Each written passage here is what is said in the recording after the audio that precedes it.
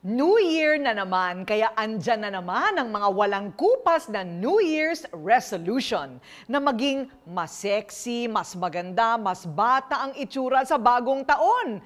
Aminin nyo yan, pero hindi problema yan dahil mayroon ding laging mga bagong paraan para sa New You sa New Year.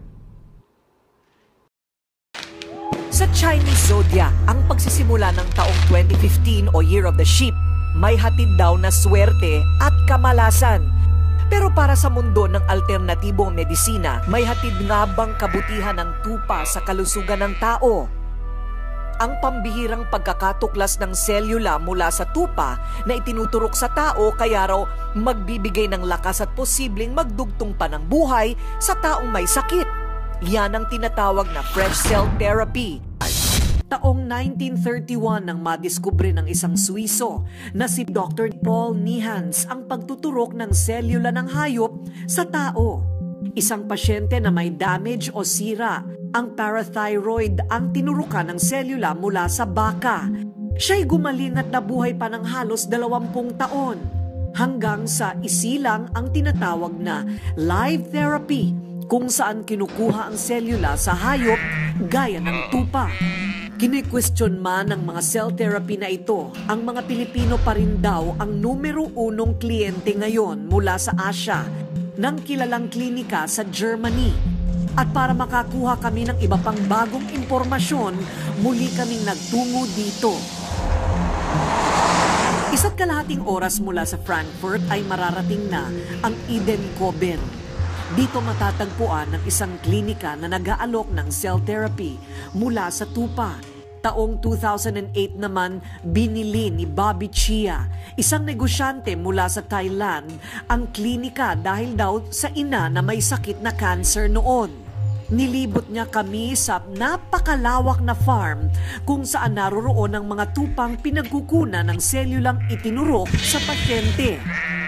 Sa sheep farm na ito sa Winestras, Germany, pinalalahi, pinararami at inaalagaan ang mga tupang ito. Napakaraming mga tupa para daw mapunan ang pangangailangan ng napakarami daw na mga pasyenteng pumupunta rito mula sa iba't ibang bahagi ng mundo at kasama na dyan ang mga mula sa Pilipinas para sa tinatawag na fresh cell therapy. At mula sa mga tupang ito, pinaniniwalaan at sinasabing nanggagaling ang pagpagaling sa may sakit, pagpabata sa tumatanda at pagpapalakasan ng hihina. Mula sa farm, sa laboratorio hina-harvest o hinahango ang mga organ ng 4 na buwang gulang na hindi pa naipapanganak na sanggol na tupa. Pinoproseso ang mga ito para magamit sa cell therapy. Legal sa Germany ang cell therapy at kinikilala sa mundo ang pambihirang pagkakatuklas dito. Gayunman, kakambal nito ang kontrobersya kung ito'y epektibo at ligtas sa tao. Where do the doubts come from?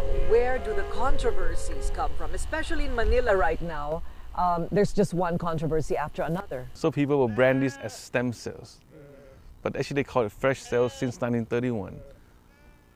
So people are misled and they don't know what we are doing. But sheep sell their animals and yet you get their cells and you inject it into humans. Is it safe? Yes, it's safe.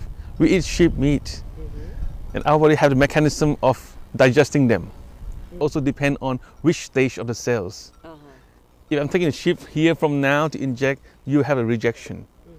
But then if I take a sheep which is fetal, you won't have the rejection. Si Dr. Geoffrey Hertgen, conventional doctor, ay namamahala sa pagtuturok ng cells ng tupa sa pasyente. Fresh cell therapy was already 50 years earlier than the so-called modern stem cell therapy. You cannot give a guarantee for the effect. We like to, but we can't. There's no therapy on earth with a proven guarantee coming from a doctor. It is a try. It is a trial, but the trial makes a lot of sense. Maraming sumubok sa tinatawag na fresh cell therapy, katulad ng mga kilalang tao at maging ang ilan sa pinakamakapangyarihan sa mundo, ang sumailalim na sa cell therapy noong panahon ni Dr. Nihans. Kabilang raw si Pope Pius XII na gumaling sa karamdaman nito kung kaya't napabilang sinihan sa Papal Academy of Science. Ikalawa sa pagkilalang na unang tinanggap ni Alexander Fleming ang nakadiskubre ng penicillin.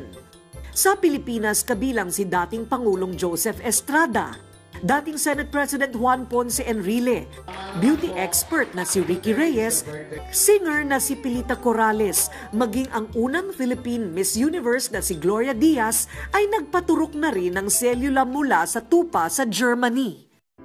Pero hindi lang daw pagpapaganda o pagpapabata ang alok ng selulang ito. 2 taong gulang ang batang si Ethan nang ma-diagnose ng pagkakaroon ng autism. Ayon sa kanyang nanay na si Janice, hyperactive daw ang bata at hindi napipirme sa isang tabi. Hindi rin ito kayang makipag-communicate dahil hirap sa pagsasalita. Wala siyang social interaction sa ibang bata. Pinilay ko siya sa preschool, wala siyang ginawa kundi umiyak. Lahat ng therapy na nare-research ko na I think na makakatulong sa kanya, tinatry ko talaga. Matapos ang cell therapy, malaki na raw ang pinagbago ng kanyang anak. Nag-calm down siya, hindi na siya nag-hyper. May social interaction na siya with the family. Nais ng fresh cell therapy na magbigay ng pag-asa o posibleng makapagdugtong pa ng buhay ng tao.